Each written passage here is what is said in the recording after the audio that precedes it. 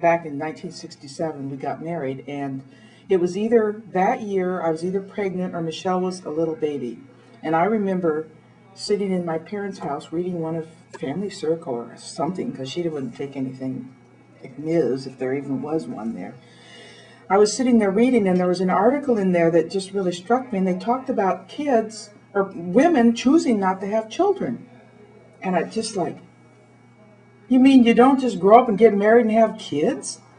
It just floored me that, you would choose whether or not you're going to have children. And I thought, well, I probably would have chosen children, but I didn't know for sure.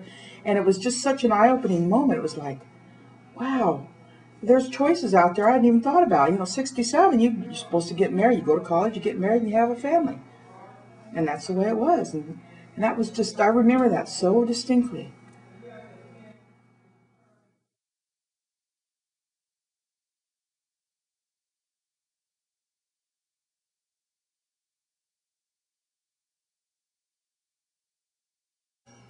About in the early 70s, I went to women's consciousness raising group, and they were just getting started around various, you'd hear them periodically different places, but this was in the Church of the Brethren. And I went. I had 3 little kids, and I think I mostly went because my older sister was in leadership, and I think I didn't want to disappoint her. I think that's the main reason I went, really.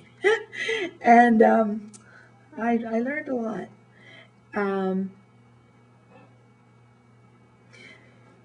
We talked about the servanthood of women and how we wait on people, and we really didn't have to do that. And that was made an impact on me. And I use an example that sticks with me. That we could share in things in a household. Woman doesn't have to do everything. Like, for example, you've already made the meal, you've already gotten the kids at the table, and then if somebody says, like even an adult husband or something, I need some ketchup, it's assumed that you'll go up and get the ketchup. Or I need more water, that you get more water and you do it, and that's what your mother did. And so we just did it, and saying, everybody can work together. You don't have to be the servant in the household and do those things. And so think of ways to be able to address that, like, well, the water's there at the sink and I'm busy right now, or could you, there's a refrigerator and there's a ketchup, and the trick was to try to do those, make those changes without being totally sarcastic or angry. Mm-hmm. That was tricky, but also I was in a relationship where we could talk about it, and was responsive to it. That was one thing. Just starting the transition, even of being aware of the servant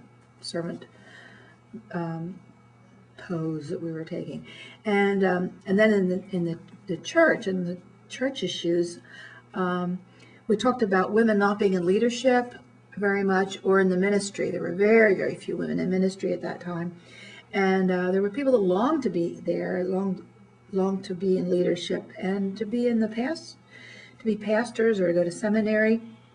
We went to seminary, but it was always in Christian education. Didn't expect to be a minister. So we talked about what changes to make, and changes were made. First of all, to go to annual conference, where a lot of the decisions were made, and there was business going on, and the whole process of doing business was sort of a complicated Robert's Rules of Orders with all the amendments and all this. You didn't even understand the business if you weren't able to be in the business. So child care, and women were back at the hotels taking care of the little children.